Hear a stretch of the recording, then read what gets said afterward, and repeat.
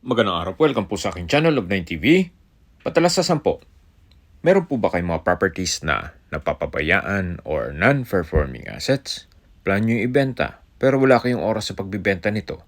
Kung ito'y pagkakatiwala nyo po sa amin, tawag lang po kayo sa aking numero, usap po tayo, gawan ko po ng video for free.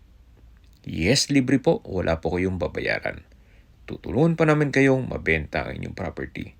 Kami na po bala sa marketing, sa boosting or paid ads. Even sa tripping, hindi na po kayo mapapagod sa pag-entertain ng mga buyers. Kami na po bala sa lahat. Tawag lang po kayo.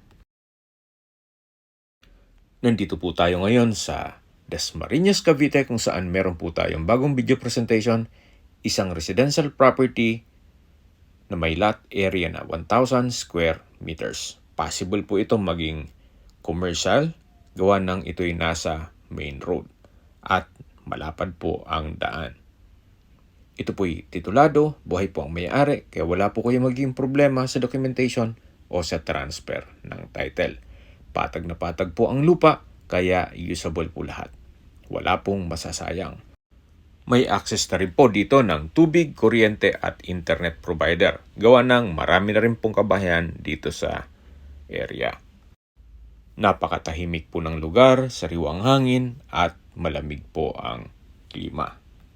Ito po yung nasa mataas na lugar. Estimated elevation above sea level ay 498 feet. Kaya flood-free area po ito. Yan po, tunghayan po itong napagandang property. Marami po kayong pwedeng i-project dito. Pwede niyo pong gawa ng warehouse. Then, paupahan ninyo. Pwede rin gawing office.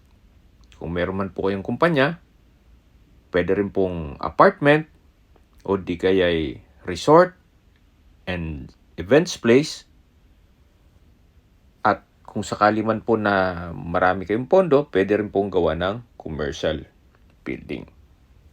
Pwede rin po itong gawing garahe ng heavy equipment o truck o di kaya'y bus, gawa ng malapad naman po ang frontage nito. So, depende po yan sa inyo kung anong magiging project nyo once na na-acquire nyo ito. Hindi lang po maganda tong property, kundi ang location din nito. Ito po'y malapit sa Governor's Drive. Ang distance is 2.6 kilometers at ang travel time is 6 minutes. Malapit din po ito sa Villar City, na ang pasok nyo ay Island Park. Ang distance is 3.5 kilometers at ang travel time is 8 minutes. Mula naman po sa SM at Robinsons Mall at Asian Medic Hospital, ang distance is 6.2 kilometers at ang travel time is 18 minutes. Yan po yung lagi kong binabanggit sa aking video na dapat nyo i-consider sa paghanap ng property, yung meron pong malapit na hospital.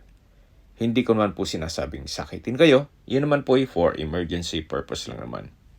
At mula naman po sa South Luzon Expressway, Carmona exit, ang distance is 14.4 kilometers at ang travel time is 25 minutes. Mula naman po sa Manila o sa airport, ang distance is 34.2 kilometers at ang travel time is 1 hour and 9 minutes. Okay, sa mga nag-skip po ng video, summarize ko lang po.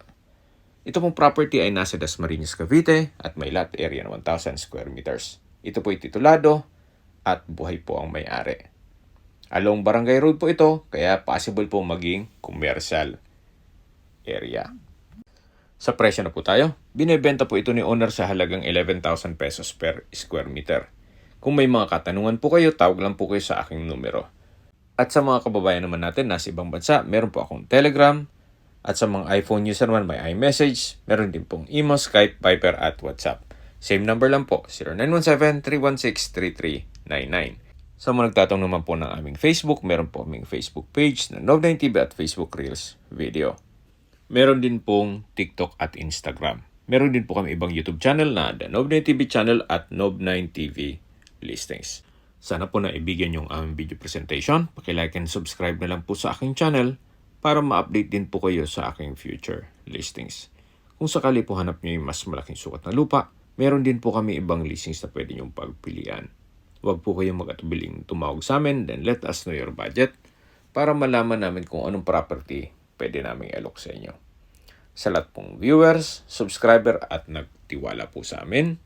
Salamat po sa suporta. Ingat po kayo lagi at atong pamilya. Maraming salamat po.